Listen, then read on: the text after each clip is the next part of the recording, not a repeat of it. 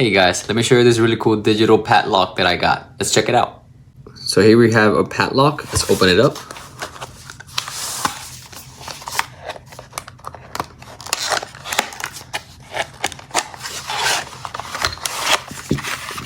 And here we have it. Inside we're going to find our charger,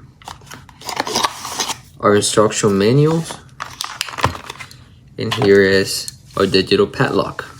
As you can see, it has all the way from 0 to 6 plus the pound button right here. In the instruction manual, it will let you know how to set it up. So here we have a digital padlock. It is made of a stainless steel material. It is also made with a high quality zinc alloy hook. It is weather resistant, waterproof resistant. It allows you from 4 to 8 passwords, valid passwords. The battery can last up to a year when fully charged, and we can charge it right here on this side right here. The padlock, it is 89 millimeters high, 53 millimeters long, and 21 millimeters wide. And then the hook is 6 millimeters.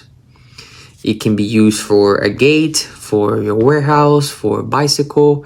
If you're using a chain to protect your bicycle, you can lock it with this. You can even use it for the lockers at the gym, which is the reason why I got it.